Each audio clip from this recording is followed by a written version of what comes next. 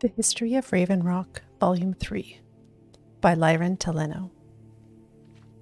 Foreword. Raven Rock is one of the more interesting colonies of Morrowind of the last 2 centuries.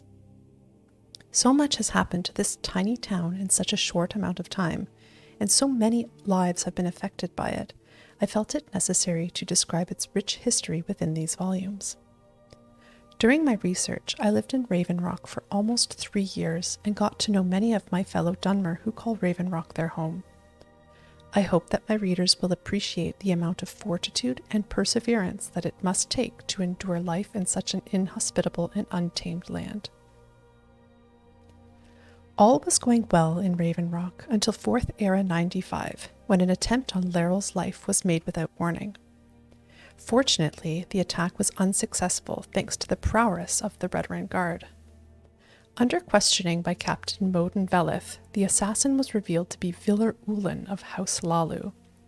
House Lalu had been at odds with House Redarin for years, following their removal from the Council of Great Houses. The Lalu believed that House Redarin was instrumental in this reorganization, and have held a grudge ever since. Their attempt on Leryl's life was meant to send a message to the council that House Redarin was not as mighty as they purported to be, and that they were truly vulnerable and weak. The Readingoutloud Guard investigated further and discovered that Villar had been organizing a coup in Raven Rock in an attempt to fully wrest control of the island from Leryl's grasp. Villar and his conspirators were executed and the coup was quelled. Several recent events have served to solidify the Dunmer people's respect for Leryl Morvain. In 4th Era 130, the bulwark began to show its age and threatened to crumble. The councillor elected to use the bulk of his personal fortune to have it repaired. In 4th Era 150, a small force of Argonians landed on Solstheim with the intent of wreaking havoc on the island, and Councillor Morvain led the charge against them personally.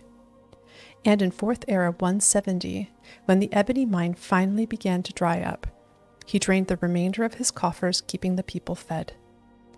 By 4th Era 181, the mine's ebony veins were completely exhausted. Leryl ordered the mine to be shut down, and Raven Rock turned to hunting and fishing for its trade. A few Dunmer families departed Solstheim and returned to the mainland, but most stayed behind. At present, Leryl Morvain is still ruler of Raven Rock. The Readingoutloud Guard continues to maintain order within the town and the surrounding area, keeping Raven Rock's residents safe and in line. If even so much as a rumor of dissent reaches Leryl's ears, he has it quashed immediately.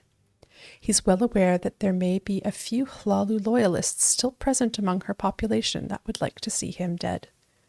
The future may appear bleak for Raven Rock, but the spirit of its inhabitants will never be broken.